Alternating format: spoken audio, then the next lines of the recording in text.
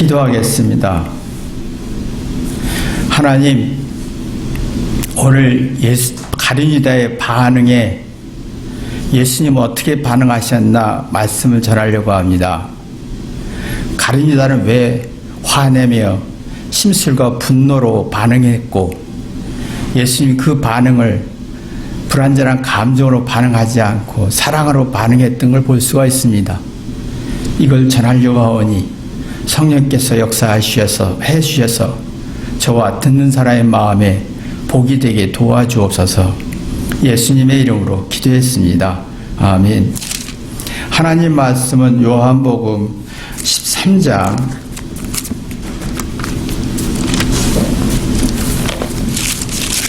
31절 32절 두 절만 읽겠습니다. 31절 32절 저가 나간 후에 예수께서 가라사대 지 인자가 영광을 얻었고 하나님도 인자를 인하여 영광을 얻으셨도다. 만약 하나님이 저를 인하여 영광을 얻었으면 하나님도 자기를 인하여 저에게 영광을 주시리니 곧 주시리라. 이제 가룟유다가요, 유다가 나간 뒤후에란 말을 썼어요. 요한이. 이제 예수님의 제자 요한은 20대였어요. 근데 이 글을 쓴 시기는 AD 80년 내지 90년경에 에베소서에 썼는데 약 60년 후에 유다의 반응에 대해서 기록한 거예요. 저가 나간 후에 란 말을, 여러분 영화나 드라마를 보면 화와 분노와 신경일과 심술이 적대감이 가득 찼을 때 이 부정적인 느낌이 굉장히 강하잖아요. 그러면 문을 확 열고 문을 확 닫고 발소리를 크게 내면서 나갑니다. 근데 이게 굉장히 어둡고 부정적인 성질이라 사람들이 기억에 남는 거예요. 근데 예수님의 제자 요한이 그 기억하고 있는 거예요. 그래서 이 기억은 굉장히 부정적이었기 때문에 아마 부정적 인식했지 않나. 저는 제 나름대로 한번 상상을 해봤어요. 근데 여기에 보면 가룟유다는 굉장히 분노했고 화가 났고 심술과 분노가 아주 부정적인 기운이 가득 차 있는 상태였어요. 근데 또 한 가지 거기 가룟유다의 모습 보면 유대인들에게는 가룟유다가 요구할 수 있는 돈이 어마어마한 돈을 요구할 수 있었어요. 왜냐하면 예수님은 유대인들에게는 예수님이 죽어야만 했기 때문에 기득권과 권력을 지키기 위해서는 예수님을 죽이고 싶었어요. 근데 자기들이 죽이면 그 죄값을 받을까봐 두려워서 못했을 뿐이에요. 근데 엄청난 돈을 요구해도 줄 수 있는 상황인데, 근데 가룟유다는 30세겔만 요구했어요.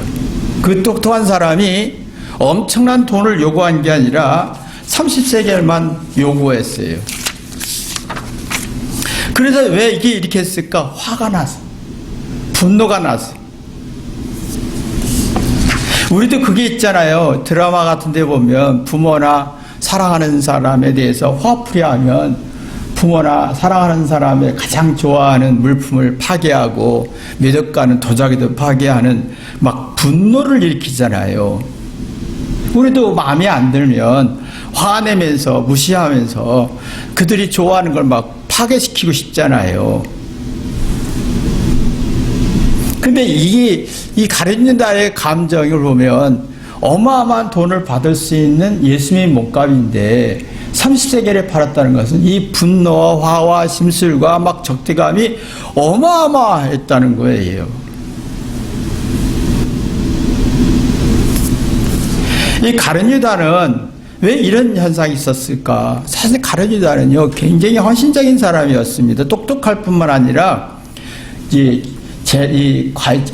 돈을 관리하는 회계사였기 때문에 잘못이 없어요. 최선을 다했고 12명의 제자들과 생활을 어떤 경제관이나 생활하는 것을 다 관리하고 희생적이었고 또 뭔가 이게 헌신적인 사람이었죠. 잘못하지 않았습니다. 최선을 다한 사람이었습니다. 문제는 난 잘했다고 하는 인간적 의의가 문제였지요. 잘했는데 잘했다는 인간적 의의가 문제였어요. 의의는 뭡니까?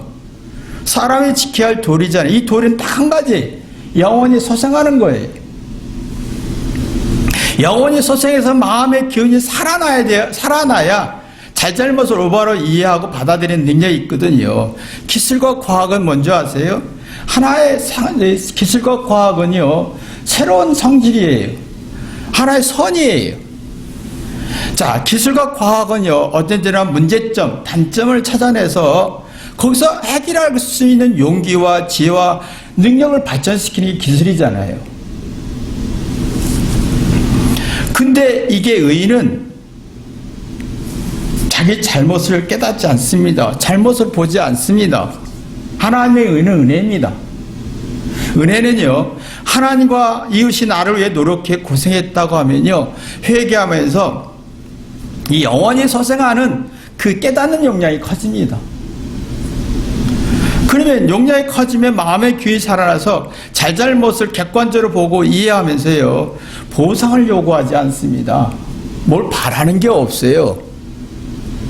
오히려 희생하고 헌신해서 더 연구하고 싶고 더 문제를 풀고 싶고 할 수 있는 의지와 지혜와 어떤 지식이 발전하는 에너지를 갖게 되는 거예요. 근데 가룟 유다의 의는 참 최선을 다했습니다. 돈 관리하고 생활 관리하고 모든 관리를 다 했는데 의가 강했지요. 그러면서 보상을 요구합니다. 난 잘못 없다. 잘했다. 근데 지금은 똑같잖아요. 내가 우월하다. 난 잘못 없다. 난 이런 능력이 있다. 너 이 정도의 가치는 요구를 할 수 있는 게 오늘날의 정당한 구조가 되어 있잖아요.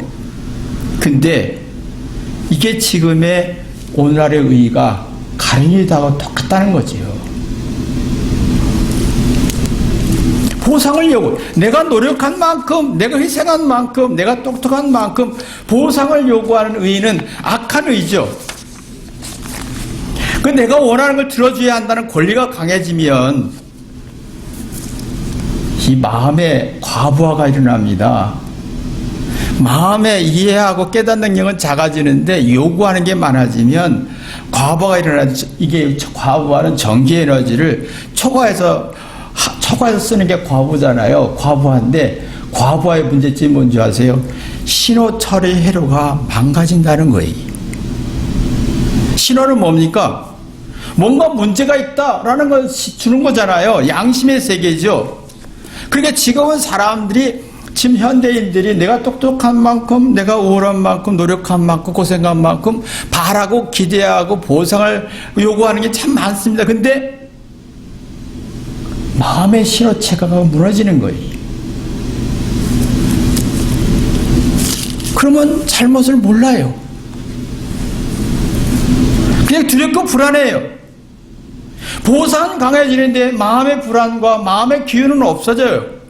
신호체계가 무너져서 뭔가 잘못도 모르고 잘한 것만 얘기하고 이게 그런 거니까요.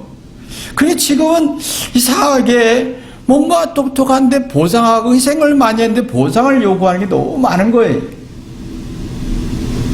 이게 세상의 의요, 가룟 유다의 의요, 오늘날 우리의 의가 되는 거죠. 그래서 우리 아이들이 참 괴로운 게 뭐냐면 내가 똑똑하고 열심히 살고 공부를 잘했는데 이 아이들의 마음속에는 요구하고 기대하는 보상의 심리가 굉장히 강해졌죠. 내가 예쁘니까 내가 똑똑하니까 상대가 나한테 행복과 사랑을 만족을 줘야 된다는 구조가 너무 많아요. 근데 마음의 과부하가 일어나서 잘잘못의 인식 능력이 떨어지는 겁니다. 자신은 열심히 살수록이요, 희생할수록 노력할수록 고생할수록 우월한 만큼 회개하는 사람은요 잘못을 찾아내는 사람이에요. 영혼이 소생하고 마음의 기운이 살아나서 그러면 이게요 초감각적인 능력이 살아나요. 초감각적인 능력이라는 말은 뭐냐면 외부적인 사건에 문제가 생겼을 때 이 투시력이에요. 뭐가 문제지? 어떻게 해야지? 아주 예리한 신호체계가 살아납니다. 그럼 그 문제를 풀 수가 있어요. 자신의 마음의 문제를 풀 수가 있어요. 그러면 자기 잘잘못 잘 사용하는 겁니다. 잘했든 못했든 간에 부족하든 열등하든 두렵지 않고 그 문제를 쓸 수가 있어요. 단점을 장점으로 쓸 수가 있고 문제점을 지혜로 쓸 수 있는 아주 초감각적인 투시력이 생기죠. 그럼 잘못이 지혜로, 두려움이 용기로, 미움이 사랑으로, 열등감이 자신감으로, 과거의 상처가 한과 한이 슬기와 슬기의 능력으로 발전하는 거예요. 여기는 보상이 없어요. 은혜지요. 문제를 해결하면 은혜가 되지요. 문제가 해결이 아니면 보상이 되는 거예요. 그래서 지금은 사람들이 이게 의의가 있는데 난 맞아요. 노력했어요. 고생했어요. 똑똑해요. 세상에 사는 방법을 내 인생에 사는 방법하고 동일시하면 안 되는 거예요. 세상은 세상이고 나와 내 인생과 내 영혼에는 그 방법을 쓰면 안 되는 거예요. 세상에 살지만 나는 내 영혼은 내 영적인 방법으로 써야 되는데, 근데 세상의 방법하고 이게 이 세상의 방법을 내 영혼의 문제로 풀어간다면 신호체계가 망가지는 거예요. 잘잘못을 분별할 수 없고 통찰력과 투시력과 초감각적인 능력이 상실되는 거예요. 그래서 심술만 나오는 거예요. 이 가룟유다처럼 심술이 생겨서 막 화를 내고 문을 닫고 하는 거예요. 문을 밖으로 나가는 거예요. 그러니까 이게 이런 분노와 어두운 성질이 이 요한에게는 가룟유다가 나가는 모습 기억하고 있는 거 60년 지나도. 하나님의 의는요 모세예요. 모세는 뭔지 아세요? 이게 똑같이 아브라함이나 다윗이나 사도 바울이나 요한이 똑같은 구조인데 죄인 중에 괴수지요. 아브라함은 은혜를 너무 많이 받았다. 하나님께 너무 고생만 했는데 은혜를 너무 받았다는 거예요. 그래서 롯에게 네가 저하면 나는 우하고 해서 어느 환경이든 조건이 상관없다. 거기엔 투시력과 초감각적인 능력인 하나님의 영적인 힘이 있고 영원히 소생하는 힘이 있기 때문에 상관없다. 이게 요한복음 5장 8절에 보면요 청결의 마음이에요. 청결의 마음이 투시력이에요. 정리된 거예요. 상황 판단을 객관적으로 볼 수 있는 거예요. 그러면 이 투시력이 살아나면 그 뭔가 하나님이 보이죠. 아, 하나님의 뜻이 상대의 뜻이 그렇구나. 그거 상상할 수 있어요. 근데 가룟유다는 자기가 노력하고 우울하고 똑똑한 만큼 자기 바라는 게 너무 많았어요. 난 잘못이 없어요. 예수님이 잘못인 거예요. 안 해줬기 때문에. 섭섭하다 이거예요. 마음에 괜히 없고 화만 있는 거예요. 아무리 좋은 보약이라도요, 아무리 좋은 보약이라도 몸에 받쳐주는 에너지가 없으면 독이 되는 거예요. 그렇잖아요. 미국에서 부자들이 재산을 사회에 기부하는 이유가 있어요. 그 이유가 뭐냐면 자녀들에게 재산을 남겨주는데 빌 게이츠 같은 사람이 이런 말을 했어요. 내가 재산을 주는데 내 자녀가 이 재능을 쓸 수 있고 자기의 부족함과 못난과 쓸 수 있는 자기 재능과 소질을 발휘할 수 있는 자기 마음을 발휘할 수 있는 자기 마음을 쓸 수 있는 조건과 환경과 기회를 줄 뿐이다 돈이. 그래서 그때 500억인가 줬던 것 같아요. 그 몇 조 어마어마한 돈 다 주지 않고 이거 다 환원하겠다라고 했어요. 얘는 이 돈으로서만 할 수 있는 행복을 추구할 수 있고 자기 소질을 발견할 수 있는 조건이라는 거죠. 더 많이 주면 이 사람에게는 마약과 또 성적인 문제와 또 그 도박으로 인해서 인생을 망가진다. 주지 않았어요.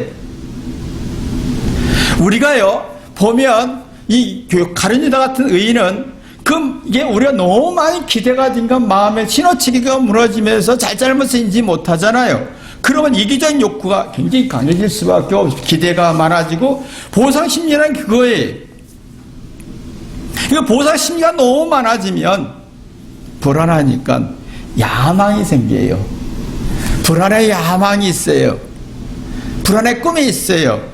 근데 이 불안의 꿈이 점점 그 꿈과 야망이 강해지면서 서서히 이룰 수 없는 한계에 부닥치면 멘붕이 생겨 정신적으로 이기는 힘이 없어요. 상황적 판단할 능력이 없어요. 그러면 점점 정신적 분개와 심적 불안이 생기면 자기가 지금 정신적 분개 생기면서 난 잘못이라는 공포를 느끼는 거예요. 지금 사람들이 잘못이다, 아니다 라고 하면 막 분노하는 이유가 그거예요. 뭐 내가 잘못했느냐?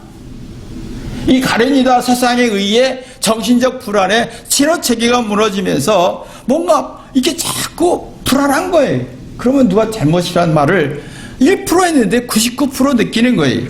그래서 현대인들의 프레임이 뭐냐면 잘못 없다는 게 프레임이 너무 많아요. 나는 맞고 나는 잘못 없고 너는 틀렸다는 프레임인 거예요. 그건 뭐냐면 내가 기대하는 게 너무 큰 만큼 신호체계가 마음의 신호체계, 양심의 신호체계가 무너진 거예요. 양심의 센스가 무너지는 거예요. 이게 아주 심각한 현실이 됐죠. 그러면 이런 사람들은 쉽게 마음이 무너져서 모래에 지은 집과 같은 거예요. 그래서 화가 나는 거예요. 심술과 분노와 화가, 불쾌함과 불안은요, 마음의 체계가, 마음의 반석이 무너진 거예요. 반석 위에 세운 집은 어려움과 고난과 좌절 속에서 이겨내는 능력인 거예요. 잘못 없다는 것은 마음의 기능이 무너지는 거예요. 근데 마음속에 살아있는 게 양심이라는 세계가 끝까지 천국 가서도 살아있는 거예요. 지옥 가서도 양심이 살아있어요. 그 양심이라는 세계가 계속 괴롭히는 거예요. 그래서 예수님이 보니까 가련이다가 야, 이 자기가 이거 잘못해놓고 저렇게 양심에 오락가락하고 화를 내고 분노하고 성질내고 분노하고 무시하고 무한한 돈을 받을 수 있는데 참새기를 받으면서 화풀이하고 하는 그 모습 보면서 괴로워했어요. 너무 괴로워한 거예요. 예수님은 가련이다가 이렇게 복잡하고 양심에 괴로워하는 걸 보고 한쪽은 분노가 있고 이게 악함이 있고 한쪽은 복잡해지고 그래서 하나님이 예수님이 뭐라고 했냐면 가련이가 나간 후에 영광을 받는다고 그랬어요. 영광은 십자가의 저주예요. 참 우리가 이게 얼마나 대단한 원리냐면요. 힘들 때 예수님이 얼마나 복잡했겠습니까? 조금 지나면 십자가의 저주를 받아야 되고 고통을 받아야 되고 사랑하는 제자들이 이 가련이다가 이 도망가서 저거 저주를 받아야 되는 상황이 얼마나 복잡하겠습니까? 근데 예수님은 십자가의 길을 해요. 내가 힘들고 외로울 때, 허망할 때 고난을 선택하는 거예요. 할렐루야. 근데 우리가 힘들고 지칠 때, 화가 났을 때 고난을 선택하나 하면 가련이다가 되는 거예요. 내가 고난을 선택하면요, 참 재밌는 게 있어요. 우리 마음속에 여러 가지 감정이 나오잖아요. 슬픔도 있고, 외로움도 있고, 억울함도 있고, 부정적인 감정이 너무 많아요.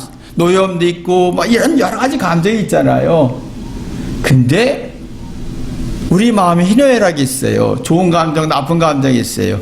내가 고난을 선택하면 그 희노애락의 모든 감정에 깊이 들어가요. 슬픔도 의미가 있고 죽음도 의미가 있어요. 고통도 의미가 있어요. 저는 은성을 통해서 그걸 많이 느꼈어요. 그게 저를 이겨내게 한 힘이었어요. 그러니까 예수님은 보니까 예수님 보니까 이게 뭐냐면 가련이다의 모습 보니까 참만 악한데 저놈 때문에 내가 지금 당해야 될 고통은 상상할 수 없는 고통인데 이걸 이길 수 있었던 것은 십자가의 고난을 다 당하겠다라는 거예요. 근데 우리의 모습은 어때요? 힘들 때, 외로울 때 고난을 선택 안 하죠. 저놈 때문에 내가 고통당했어, 무시받았어. 그럼 고난을 증폭시키는 거예요. 가련이다처럼 내 마음의 신호체계가 무너지는 거예요. 뭐가 잘못을 분별할 수가 없어요. 촉감각 등등이 상실되고 투시력이 상실되고 뭐가 뭔지 모르니까 막연한 두려움 속에서 그냥 심술을 부리고 싶은 거예요. 화내고 싶은 거예요. 이 가룟유다의 모습 보면요, 자기가 화났잖아요. 자, 인간적 세상의 의는 내가 바라는 것대로 안 되면 심리적 현상이 팩방인 현상이 생겨요. 팩이란 말은 극한 공포와 분노와 화와 성질이와 막 심술이 막 생기는 게 팩이에요. 그러면 이런 상태 속에서 바인, 뭔가 요구하고 바라는 심리적 욕구가 굉장히 강해져요. 그런 이 속에서 내가 인생의 고난을 받기 싫어져요. 인정받고 싶어요. 긍정적인 인정받고 싶어요. 그러면 그 속에서 점점점 우리는 가룟유다가 되는 거예요.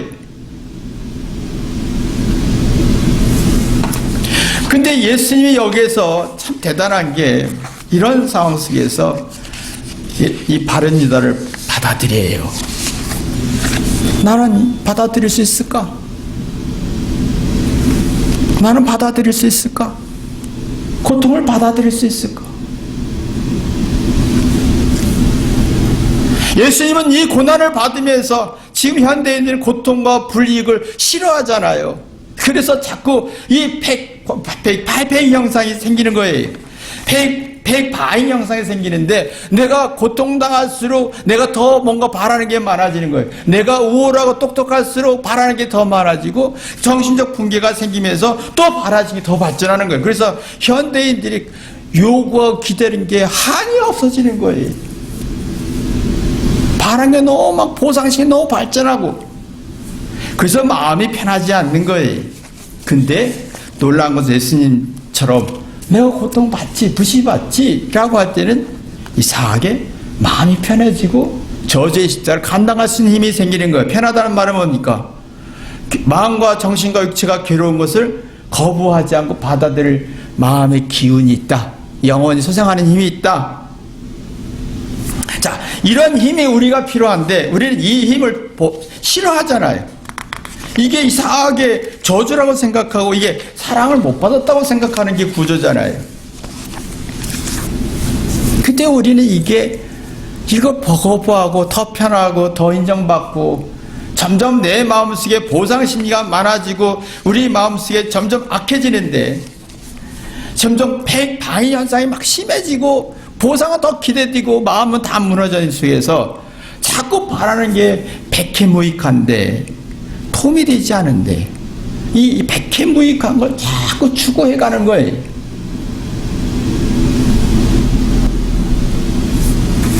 그러니까 예수님이 이걸 보니까요 참 짠한 거예요.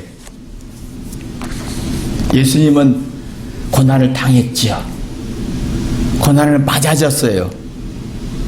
그러니까 이 영적으로 속사람이 새로워지는 거였습니다. 이 사도 바울 똑같이 그런 말에 낙심하지 않느냐. 그러므로 우리는 낙심하지 않습니다. 비록 우리가 겉사람하고 쇠약하고 부패해지고 초라해질지라도 난 낙심하지 않습니다. 내가 비록 무시받고 천대받고 억울할지라도 내 마음은 낙심하지 않습니다. 이건 잠시입니다. 영원히 소생하면 별거 아닙니다. 그겁니다. 그러니까 예수님 입장에서 보면 가룟유다가 불쌍한 거예요. 이렇게 해서 제가 괴롭고 양심이 살아 움직여서 자기가 행동한 거에 대해서 계속 괴롭힐 텐데 오히려 자신의 고통, 시세 고통, 무시와 천대 고민보다는 상대가 이 잘못을 통해서 죄의식을 해서 고통을 당하는 걸 괴로워하셨습니다. 그러니까 이 고통, 정신적 고통, 육체적 고통을 십자가의 고통을 이겨낼 수가 있었던 거지. 우린 내적 승리가 외적 승리를 가져오는데 우린 외적 승리가 내적 승리를 가져온다는 건 무의미한 거예요. 불가능한 거예요. 내가 내 마음속에 가룟유다 같은 의가 있으면 자꾸 외적으로 봅니다. 외적인 차원에서 자존심 세우고 긍정적 평가받고 그저 내적으로는 손해보고 망가지는데 백해무익한 구조예요. 예수님은 그래서 선택하게 왜 갑자기 가룟유다가 떠난 후에 인자가 영광을 얻었거라 하는 말을 합니까? 뜬금없는 말이에요. 제자들에게는 뜬금없는 말입니다. 근데 내가 이걸 가지고 가룟유다의 그 저주를 감당하겠다, 십자가를 감당하겠다 라는 각오에 저도 그 생각을 해요. 누가 나한테 힘들게, 내 자녀가 힘들게, 뭐 앞으로 미래가 내가 어떤 일이 생길지 모르죠. 무시받고 천대받고 힘들게 당하죠. 당하면 당할수록 내가 어떻게 이걸 이겨낼 수 있는 거냐? 예수님 방법밖에 없어요. 가룟유다 방법 나오면 사람이 불행해지는 거예요. 너무 슬퍼지는 겁니다. 근데 우리는 상당히 가룟유다 방법을 선택하고 있는 게 문제입니다. 예수님의 방법을 선택하는 게 세상 인생인데 이것은 눈뜨지 못하는 거예요.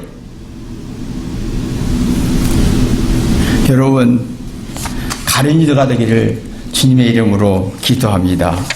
기도하겠습니다. 아니, 가룟유다가 아니라 예수님의 방법이 여러분에게 복이 되기를 주님의 이름으로 기도합니다. 기도하겠습니다. 하나님 아버지, 감사합니다. 진짜 우리는 가룟유다처럼 살아왔습니다. 내가 이랬으니, 희생했으니, 노력했으니, 똑똑하니, 우월하니 보상을 많이 바랬습니다. 그 보상이 더 발전해서 팽이 박현상이 내 마음속에 생기고 있습니다. 근데 이미 내 마음에는 죄의식이란 그 고통, 양심에서 죄의식의 고통을 괴롭히는데 끊임없이 불안하니까 더 요구하고 더 바라는 게 많아지는데 내 마음의 기운은 없습니다. 행복한 조건은 발전할지 모르지만, 사랑의 조건은 발전할지 모르지만 사랑을 느낄 수가 없습니다. 하나님, 우리는 힘들 때, 외로울 때, 천대받았을 때 예수님의 방법을 선택하는 하늘의 지혜를 허락하여 주옵소서. 고난을 두려워하지 않고 고난을 받아들이고 이게 승리요 영광이라는 걸 깨닫게 도와주옵소서. 예수님의 이름으로 기도했습니다. 아멘.